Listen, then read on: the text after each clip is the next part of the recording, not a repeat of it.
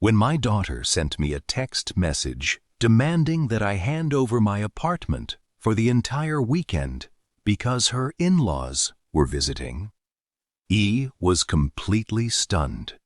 She had the audacity to suggest that I check myself into a local hotel just so her husband and his parents could enjoy my spacious home.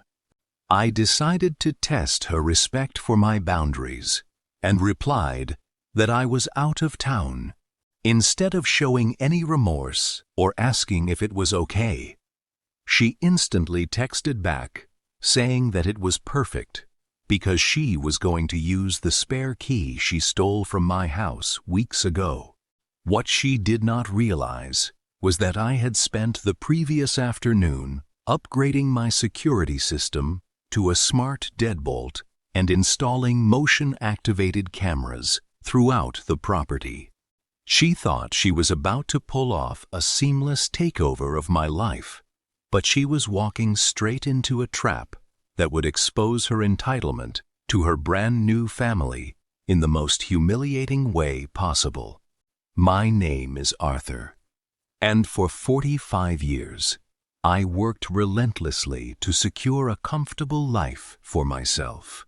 3 years ago, after my wife passed away, I downsized to a luxury 3-bedroom apartment overlooking the city. It was my sanctuary, paid off entirely with my hard-earned savings. My daughter, Chloe, had always possessed a selfish streak.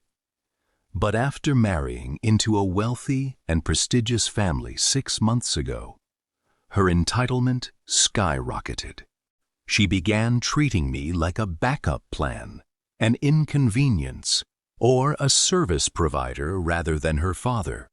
Her husband, Julian, was arrogant, and his parents were notoriously critical people who demanded perfection. The trouble began on a Thursday afternoon when my phone buzzed with a message from Chloe.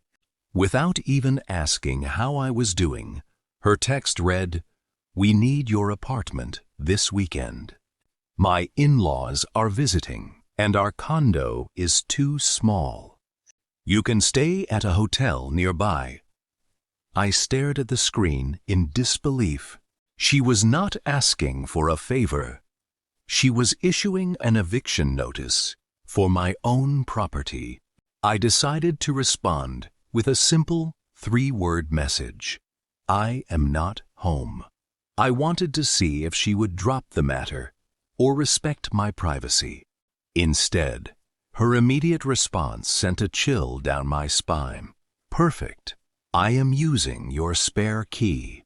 She did not know that 2 weeks prior, I noticed my spare key missing from my kitchen drawer.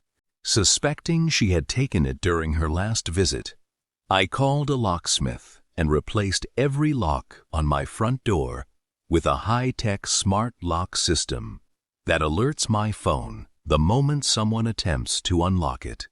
I also placed discreet, high-definition security cameras in the entryway, living room, and kitchen. I did not reply to her text.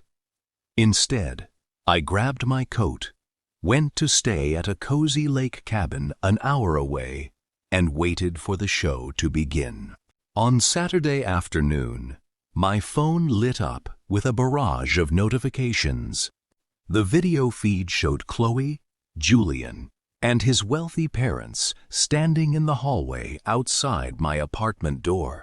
Chloe pulled out my old brass key with a triumphant smile, inserted it into the keyhole, and tried to turn it.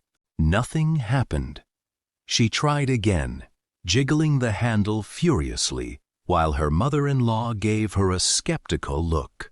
After 5 minutes of struggle, Chloe realized the lock was completely different.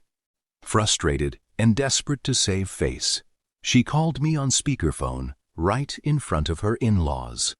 I answered calmly.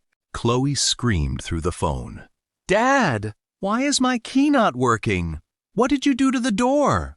I replied in a clear, deliberate tone that carried through her phone speaker.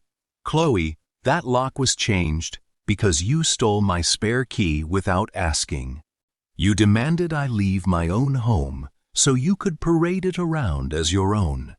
But you forgot one basic rule. This is my property, not your personal hotel." Julian looked horrified, and his parents exchanged shocked glances as they realized Chloe had lied to them about owning access to a luxury penthouse. Her mother-in-law snatched the phone and apologized profusely, deeply ashamed of Chloe's deceitful behavior. They left immediately, leaving Chloe standing alone in the hallway, crying and pounding on my door. By refusing to let her walk all over me, I taught my daughter a lesson in respect and boundaries that she will never forget.